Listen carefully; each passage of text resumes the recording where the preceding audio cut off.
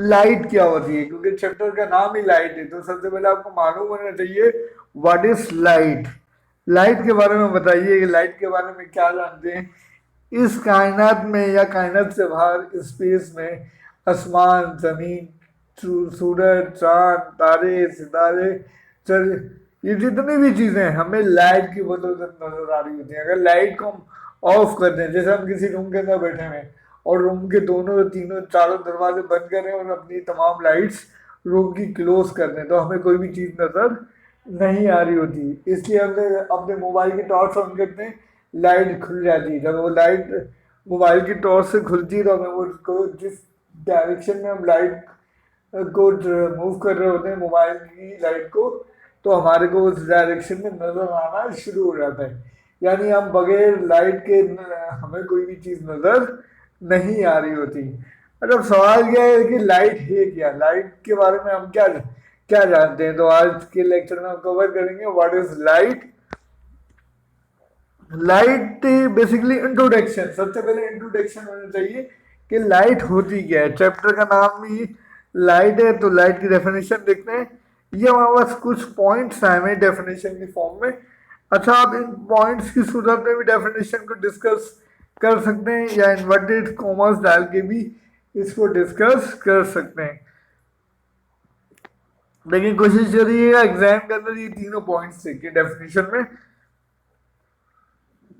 Light is a type of wave that carries energy through matter or space. Second point, a source of energy such as the sun or a light bulb give of light wave that spread out in all directions from the light source. A light ray is a narrow beam of light that travel in a straight line. अब जो light है वो straight line भी move कर सकती हैं। Lights sometime reflect भी हो रही होती है, रिफ्लेक्शन भी हो रहा होता है, रिफ्रैक्शन भी हो रहा होता है। अब उसको हम मजीद डिस्कस करते रहेंगे टाइम के साथ साथ कि लाइट है क्या। लाइट्स बेसिकली ये तीन पॉइंट्स आपने डेफिनेशन में लिखने हैं और उसके बारे में आपको मालूम होना चाहिए कि हर चीज़ हमें लाइट से ही नज़र आ रही होती है। अगर लाइट ऑफ कर देते हैं तो हमें कोई रूम के अंदर, जैसे हम सपोज कर रहे हैं मेरे रूम में बल्ब लगे हुए हैं, आप बल्ब को ही क्लोज कर देंगे तो आपको रूम के अंदर अंधेरा हो जाता है, जिसकी वजह से हमें रूम के अंदर नजर नहीं आ रहा होता। नेचर ऑफ लाइट, हम बात कर लेते हैं नेचर ऑफ लाइट की।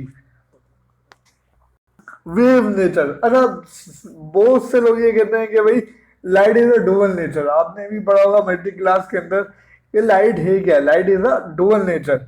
अब लाइट की दो नेचर हैं। अब ये समझ में नहीं आ रहा था कि लाइट की नेचर्स किस तरह दो हैं, क्या है। इसको देखते हैं वेव नेचर। पहली नेचर क्या है हमारे पास, वेव नेचर। अब वेव नेचर हमें क्या बात प्रूव कर रही है, साबित कर रही है कि क्या प्रोसेस है भाई। देखें, interference of light, interference of light, diffraction of light, polarization of light, and then reflection of light. यहाँ जब हम लाइट की बात करते हैं तो लाइट है ना वेव नेचर है। लाइट की जो नेचर है यहाँ पर वेव नेचर शो करा रही होती है। लेकिन जब हम बात करते हैं कि भाई पार्टिकल नेचर, दूसरी नेचर कौन सी है, पार्टिकल नेचर। पहली वेव नेचर, दूसरी पार्टिकल नेचर। जब हम लाइट को इन प्रोसेस के अंदर देखते हैं तो हमें लाइट है ना वेव नेचर नजर आती है। वही लाइट, सनलाइट जो हम बात कर रहे हैं, सूरज की रोशनी। अब जब इन इन लाइट्स के अंदर देख रहे हैं इधर वेव नेचर है। उसी लाइट को अगर हम इनमें देखते हैं तो ऐसा पार्टिकल नेचर बात कर रही है। Photoelectric effect, black body radiation, X ray protection, quantum effect. Second की बात करते हैं डुअल नेचर ऑफ लाइट। अब लाइट की यहाँ पे हमें पता चल गई है कि दो नेचर हैं। पहली नेचर वेव नेचर, दूसरी पार्टिकल नेचर। ये टॉपिक्स भी हम इंशाल्लाह ताला फ्यूचर में पढ़ेंगे और इनमें से कुछ टॉपिक्स हमने मैट्रिक क्लास में भी कवर किए हुए हैं। क्वांटम इफेक्ट भी हमने मैट्रिक क्लास में स्टडी किया हुआ है। तो यहाँ जो लाइट लाइट की जो नेचर है वो पार्टिकल नेचर है। इन टॉपिक्स के अंदर जो लाइट की नेचर है वो वेव नेचर है। इसलिए हमने डिसाइड किया साइंटिस्टों ने कि light dual nature of light. Light क्या है? Dual nature. अब देखें डुअल नेचर क्या। अब एक वेव, ये एक बेली नेचर आ गई, वेव नेचर। दूसरी आ गई है पार्टिकल नेचर। तो light is a dual nature. लेकिन बहुत सारे लोगों के जहनों में अभी भी सवाल है कि लाइट को हमने डिसाइड नहीं कर सके अभी तक कि लाइट पार्टिकल नेचर है या डुअल नेचर है, कौन सी नेचर है। कोई एक नाम होता है, कोई एक जगह एक डायरेक्शन होती है, या लाइट दो दो जगह बात कर रहा है। एज अ वेव नेचर भी काम कर रही है और दूसरा पार्टिकल नेचर, यानी कि इन प्रोसेस के अंदर भी लाइट पार्टिकल नेचर बिहेव कर रही है। लाइट की दो डबल नेचर है, दो दो बिहेवियर।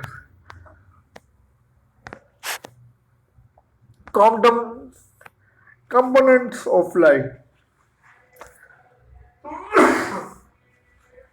अगर एक वाइट लाइट को प्रिज्म के इंसिडेंट करें तो वो अपने 7 कंपोनेंट के अंदर तहलील हो जाती है, डिवाइड हो जाती है। यानी वाइट लाइट, एक सिंपल वाइट लाइट है, वो अगर प्रिज्म से जाके इंसिडेंट करे तो वो अपने 7 कंपोनेंट के अंदर डिवाइड हो जाती है। पहला component red, orange, yellow, green, blue, indigo, violet. इधर बात करते हैं बीम ऑफ व्हाइट लाइट। अगर व्हाइट लाइट यहाँ पे जाके इंटर होने के बाद ये 7 कंपोनेंट के अंदर अवेलेबल हुई। अब ये 7 कंपोनेंट दूसरे प्रिज्म से जाके जब इंसिडेंट करेंगे और दूसरे प्रिज्म से जब इंटर होने के बाद रिफ्लेक्शन करेंगे यानी निकलेंगे, तो यहाँ पर हमारे पास एक सिंगल व्हाइट स्पॉट नजर आ रहा होगा। यानी इसका मतलब जो होगा कि जब बीम ऑफ लाइट फर्स्ट वाले प्रिज्म से के अंदर इंटर हुई तो वो अपने 7 कंपोनेंट में आई, एंड देन यही 7 कंपोनेंट जब प्रिज्म के अंदर इंटर हुए तो बाहर जब निकले तो वो सिंगल आए। तो यानी वाइट डॉट, वाइट स्पॉट हमें स्क्रीन के ऊपर नजर आ रहा होगा। लाइट के कितने कंपोनेंट है? 7 कंपोनेंट है। कौन कौन से? ये आप बताएंगे, red, orange, yellow, green, blue, indigo, violet. Reflection of light. अब बात कर लेते हैं रिफ्लेक्शन ऑफ लाइट। ये एग्जाम के हवाले से इंपॉर्टेंट टॉपिक है। डेफिनेशन लिखने के बाद ये लाइट्स की तो मैंने 3 पॉइंट्स आपको बता देंगे आप। And then reflection of light. What reflection of light क्या है? When light ray traveling is a medium reaches the boundary of the other medium, they turn back to the first medium. This phenomenon of turning back of light into the same medium after striking the boundary of the medium is called reflection of light. अब बात कर लेते हैं भाई, ये light आई, ये surface से incident हुई, यानी ये लाइट आई सूरज से आई। लाइट सपोज, इसको हम सपोज करते हैं सूरज, ये हमारे पास समंदर आ गया। Superposition, as a superposition light आई, लाइट आने के बाद ये जब इंसिडेंट हुई, इंसिडेंट होने के बाद ये रिफ्लेक्ट होगी, रिफ्लेक्टेड होगी, और लाइट का कुछ हिस्सा पानी के अंदर भी जाएगा। लाइट सपोज कर लेते हैं 90% पानी के अंदर चले गया, 10% रिफ्लेक्ट कर दिया, और जो वो पानी के अंदर गया था वो समंदर की सरफेस से इंसिडेंट होगा, और इंसिडेंट होने के बाद वापस बाहर समंदर से बाहर की तरफ निकलेगा।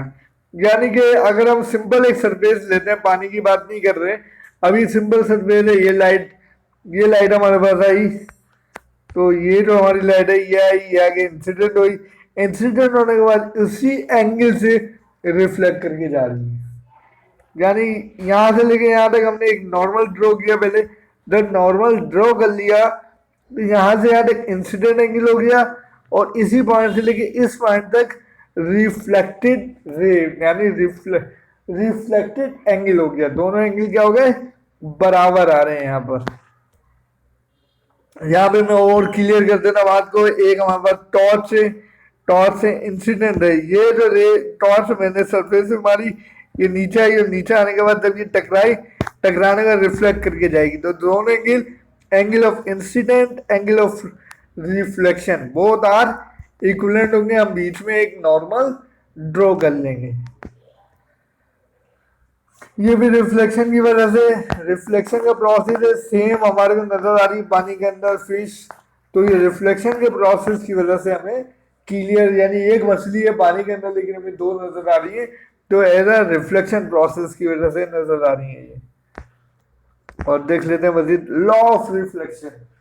अब लॉ की बात कर लेते हैं। अभी जो मैंने आपको बताया कि लाइट आई, एक सरफेस से टकराई, और टकराने के बाद इंसिडेंट रिफ्लेक्टेड हो गए, रिफ्लेक्टेड टकराने के बाद निकल जाना, वो टकराने के बाद निकल गई भी। अब बात करते हैं, लिखा the angle of incident is equal to the angle of reflection.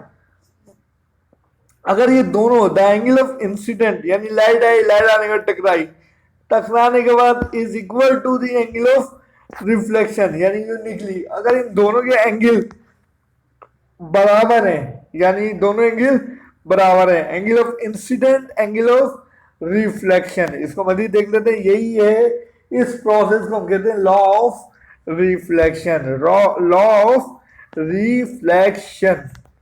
और मजीद डिस्कस कर लेते हैं। The incident ray, the reflected ray, the incident ray, the reflected ray, and the normal lie on the same plane.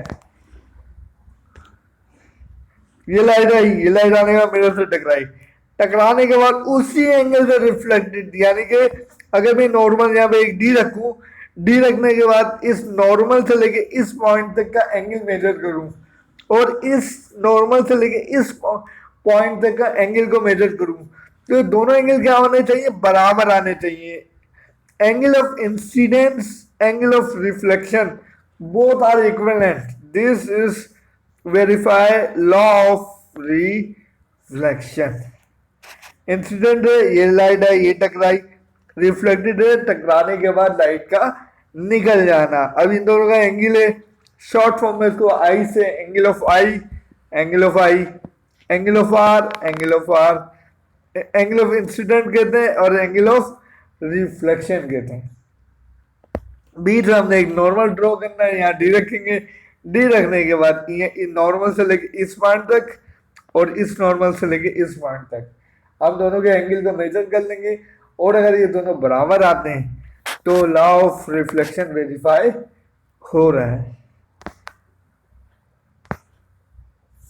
Types of reflection, और बात होती है types of reflection. Types of reflection क्या होती है उसकी स्टडी करते हैं। रेगुलर रिफ्लेक्शन, रेगुलर रिफ्लेक्शन ये होती है कि अगर एंगल लाइट है, लाइट्स की तीन रेज है, टकराने के बाद निकल गई, और अगर मैं इनकी तीनों के एंगल मालूम करूं, angle of I, angle of R, यानी एंगल ऑफ इंसिडेंट टकराने वाला, एंगल ऑफ रिफ्लेक्शन, और दोनों एंगल अगर इक्विवेलेंट आ रहे हैं तो इसका मतलब क्या है कि रेगुलर रिफ्लेक्शन है। और अगर दोनों एंगल नहीं आ रहे, लेट्स सपोज अगर कोई स्मूथ सरफेस नहीं है, खुरखुरी सरफेस है, सपोज करते हैं पहाड़ी है, अगर उनके ऊपर लाइट आके टकराएंगी, टकराने के बाद इनके अब एंगल देखें, यहाँ एंगल सेम थे लेकिन नीचे वाली डायग्राम के अंदर एंगल सेम नहीं है, यानी लाइट कहीं भी टकराएगी वो कहीं भी जा सकती है।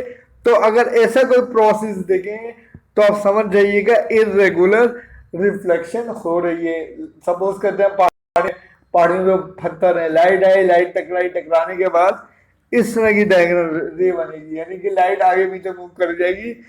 तो ऐसे रिफ्लेक्शन को इरेगुलर रिफ्लेक्शन कहते हैं। रेगुलर रिफ्लेक्शन की definition, when a beam pass of parallel light ray is incident on a smooth end surface, the reflected ray will also be parallel. This type of reflection is called regular reflection। हाँ देख लेते हैं भाई, ये जो reflection हो रही है आपके सामने, इस रिफ्लेक्शन को हम कहते हैं रेगुलर रिफ्लेक्शन। इसमें दोनों एंगल्स, तीनों एंगल्स क्या है, बराबर हैं। और रेगुलर रिफ्लेक्शंस की वजह से कुछ इस तरह सी इमेज आपको नजर आएंगी। अगर फर्श के ऊपर एक पानी पड़ा हुआ है, उस पर कोई भी जानवर चल रहा है तो बिल्कुल से हुबहू उसकी इमेज बन रही होगी। इस तरह की अगर कोई कंडीशन देखें तो समझ जाइएगा कि कौन सा प्रोसेस हो रहा है, रिफ्लेक्शन का प्रोसेस हो रहा है। बात करते हैं इरेगुलर रिफ्लेक्शन। अब इरेगुलर रिफ्लेक्शन कौन सी है? When a beam of parallel light रे इज स्कैटर्ड, यानी टकरा रही है in all direction, therefore the parallel ray incident on the surface will reflect in different direction. These types of reflection is called irregular reflection. ये मैंने आपको बताया, this process is also known as irregular reflection. अब यहाँ irregular reflection में light आई, light आने के टकराने के बाद किसी भी सरफेस में निकल सकती है। लाइट आई यू निकल गई, लाइट आई टकराने के बाद यू निकल गई, इधर से आई इधर निकल गई। तो this process is also known as irregular reflection. अब इधर ये भी स्मूथ सरफेस नहीं है, कोई भी ऐसी सरफेस जो स्मूथ ना हो तो उसके ऊपर जो रिफ्लेक्शन होगी वो इरेगुलर रिफ्लेक्शन होगी।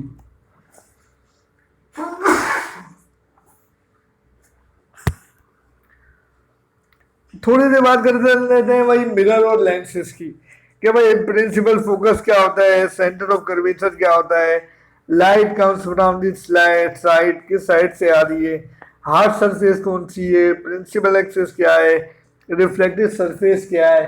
क्योंकि आपने पढ़ लिया भाई लाइट की डेफिनेशन क्या होती है, लॉ ऑफ रिफ्लेक्शन क्या होता है, टाइप्स ऑफ रिफ्लेक्शन क्या है, रेगुलर रिफ्लेक्शन है, इरेगुलर रिफ्लेक्शन है। 6 टॉपिक्स हम तकरीबन कवर कर चुके हैं। अब नेक्स्ट हम लेंसेज और मिरर के बारे में स्टडी करेंगे, तो इसके लिए हमें कुछ इम्पोर्टेंट डेफिनेशन है उनको याद करना जरूरी है कि सेंटर ऑफ कर्वेचर क्या है। अगर किसी मिरर की बात कर रहे हैं या लेंस की बात कर रहे हैं, centre of curvature of a lens और mirror is defined as the centre of the sphere. कोई भी लेंस है या मिरर है उसका जो सेंटर डिफाइन हो रहा है वो centre of the sphere of which the lens और mirror is a part. C is equal to center of curvature। ये हमारे पास एक सेंटर आ गया। अब ये देखें सेंटर, अगर कोई 2 सर्कल हैं उनको 2 हटा के देखें और यहाँ लाइन ड्रॉ करें तो हमारे पास ये एक लेंस बन जाता है, लेंस की फॉर्म बन जाती है। अगर इन्हीं दोनों सर्कलों को हम इसके ऊपर रख के बनाए तो हमारे पास एक मिरर डिफरेंट लेंस बन जाए। एक होता है कॉनकेव, एक होता है कॉन्वेक्स। 2 तरह के लेंसेज होते हैं, उसके बारे में हम नेक्स्ट लेक्चर के अंदर डिस्कस करेंगे। तो ये जो सेंटर पॉइंट है हमारा, ये हमारे पास क्या है, सेंटर ऑफ कर्वेचर, जिसको हम रिप्रेजेंट करते हैं C से। यानी लाइट्स आएंगी यू टकराएंगी, इस सेंटर से निकल जाएंगी। जितनी भी लाइट की रेज आएंगी वो लेंस से टकराने करने के बाद रिमूव कर जाएंगी। अब आगे देख लेते हैं रेडियस ऑफ कर्वेचर क्या है। Radius of curvature is the radius of a sphere of which the lens or mirror is a part। PC क्या है? PC is equal to radius of curvature। और करके क्या लिखा है, the middle or center point of a lens or a mirror is called pole। The middle or a center point of a lens or a mirror is called pole। पोल क्या होता है अभी देख लेना भाई। पहले बात कर रहे हैं हम radius of curvature. What is radius of curvature? यानी इस सेंटर पॉइंट से लेके यहाँ तक जितना भी डिस्टेंस है हमारा, वो हमारे पास क्या है भाई, ये इसको हम बोलते हैं पोल। यानी ये जो पॉइंट है जिसके ऊपर डॉट, रेड कलर का डॉट मैंने अपना रखा हुआ है, ये P है हमारा और ये हमारा सेंटर ऑफ कर्वेचर C है। इसको हम कहते हैं रेडियस ऑफ कर्वेचर, जिसको हमने शॉर्ट फॉर्म में लिखा है P is equal to radius of curvature. Definition लिखने को आएंगी, ऐसे ही लिखेंगे और ये डायग्राम बना के दिखाएंगे। ये कर्व आ रही है और उसके बाद image circle completing the curve, and then light आई, लाइट आने के बाद ये टकराएगी और टकराने के बाद ये सेंटर से गुजर जाएगी। अच्छा P और C जो मैंने आपको बताया, P stand for pole, C stand for curvature. अब इन दोनों का जो डिस्टेंस है वो बराबर है किसके, F के, प्रिंसिपल फोकस। टोटल जो है F, जिसको बोलते हैं हम फोकल लेंथ, सॉरी क्या कहते हैं हम, focal length. Not principal focus, इसको कहते हैं हम फोकल लेंथ। और यहां से लेके यहाँ तक पी से लेके डी तक जो हमारी इमेज, इसको हमने आर से रिप्रेजेंट किया है। और मजीद तब इन स्लाइड्स के अंदर मैं आपको बता देता हूँ क्या करना है। Principal axis, the straight line joining the centre of curvature to the pole, pole क्या है, centre point, is called the principal axis. देख लेते हैं भाई, अब हमारा प्रिंसिपल एक्सिस क्या है, यहां से लेके यहाँ तक सेंटर से जो लाइन जा रही है, इस लाइन को बोलते हैं प्रिंसिपल एक्सिस। देखिए यहाँ लिखा हुआ है प्रिंसिपल एक्सिस। इमेज क्या बन रही है, रियल बन रही है, वर्चुअल इमेज बन रही है। रियल इमेज लिखी हुई है लेंस के सामने, इधर हमें वर्चुअल इमेज नजर आ रही है। ये हम नेक्स्ट लेक्चर में डिस्कस करेंगे कि इमेज कैसे बनती है और क्या है, लेकिन आपको ये एक्सिस का पता होना बहुत ज्यादा जरूरी है। ये हमारा आ गया प्रिंसिपल एक्सिस।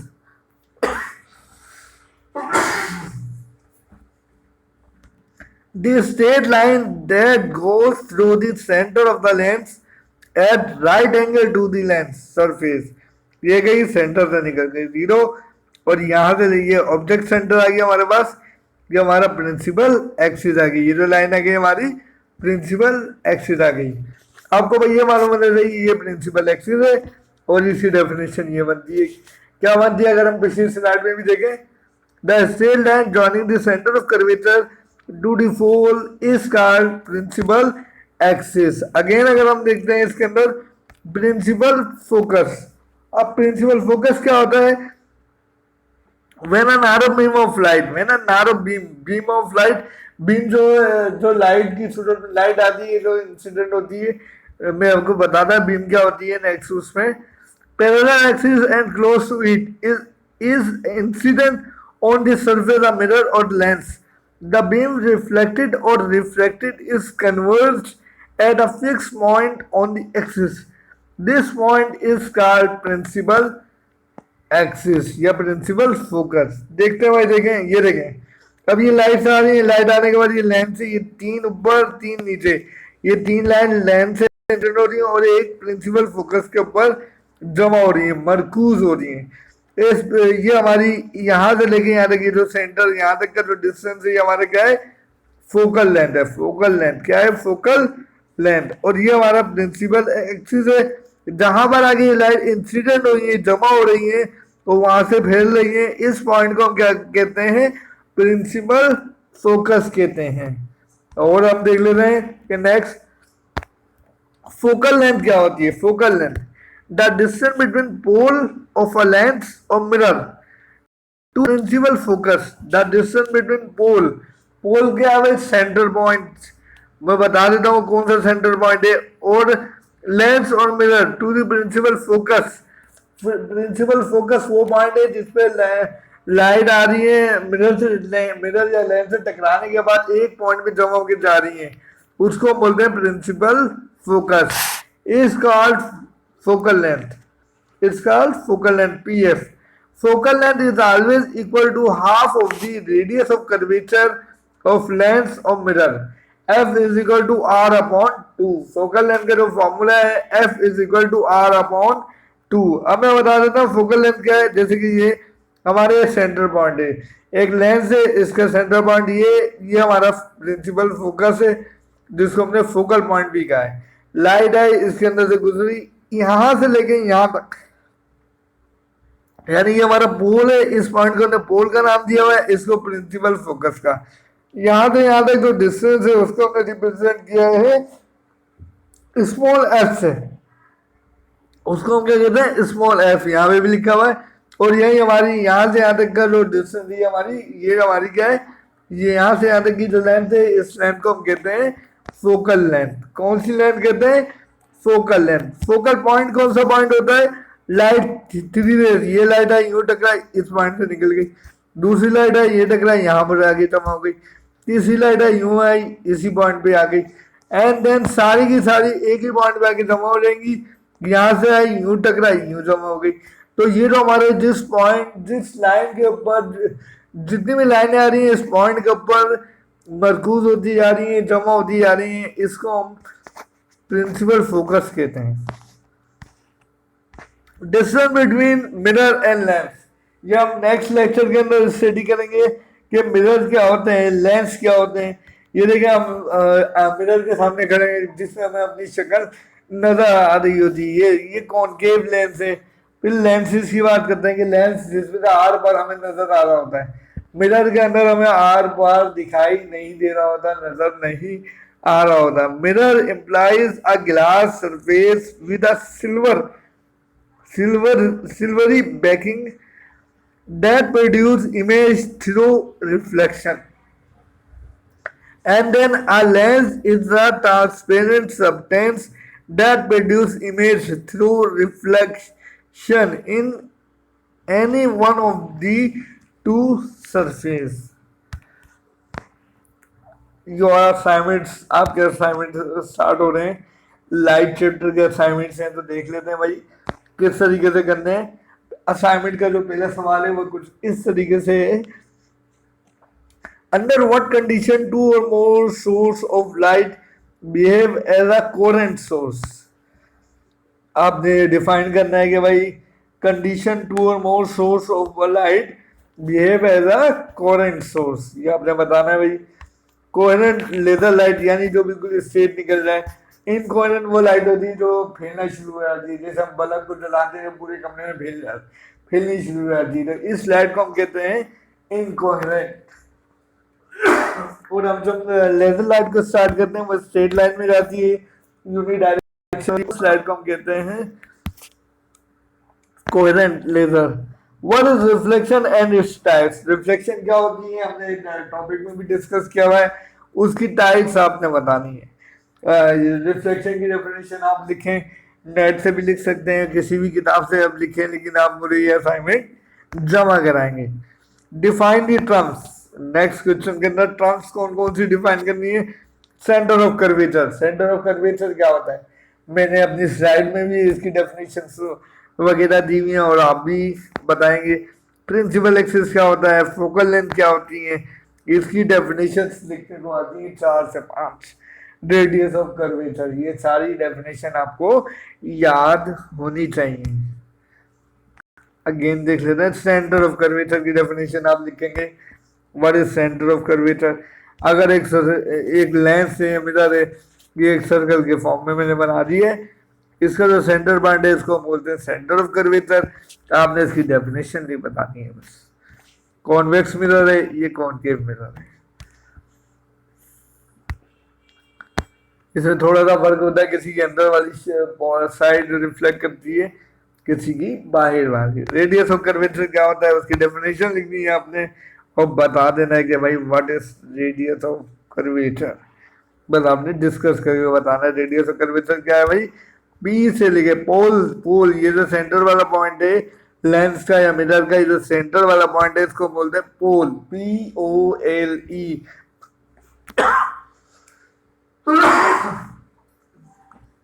और ये हमारा जो सेंटर पॉइंट है इसको हम क्या कहते हैं, centre of curvature. Principal axis, principal axis की बात करते हैं तो ये रे आने के बाद ये इंसिडेंट हो रही है, ये प्रिंसिपल एक्सिस हमारा ब्लैक कलर का एकदम सीधी लाइन जा रही है। प्रिंसिपल एक्सिस जहाँ पे आगे जमा हो रही है इसको बोलते हैं प्रिंसिपल फोकस, जहाँ पे फोकल पॉइंट भी बोलते हैं। यहाँ से लेके यहाँ तक जो सेंटर पॉइंट है, ये मैं बार बार बता चुका हूँ, ये क्या है, फोकल लेंथ है। क्या है हमारे पास, फोकल लेंथ। इसको हम स्मॉल एफ से रिप्रेजेंट करते हैं। और देख लेते हैं भाई फोकल लेंथ क्या होती है, फोकल लेंथ की डेफिनेशन बतानी है। और फोकल लेंथ होती क्या है, यहाँ से लेके यहाँ तक का जो डिस्टेंस है, यहाँ से यहाँ तक की जो लेंथ है, इसको हम बोलते हैं फोकल लेंथ। ये हमारा लेंथ आ गया, ये हमारा फोकल प्लेन आ गया।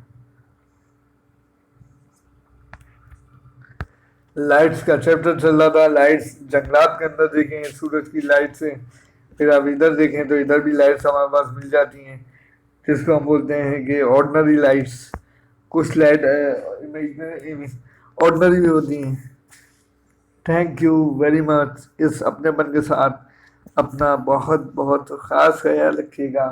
मैं आपका अप्लाइड फिजिक्स का टीचर मिस्टर मोहम्मद एराज खान आपको अल्लाह हाफिज़ करता हूँ। अल्लाह हाफिज़।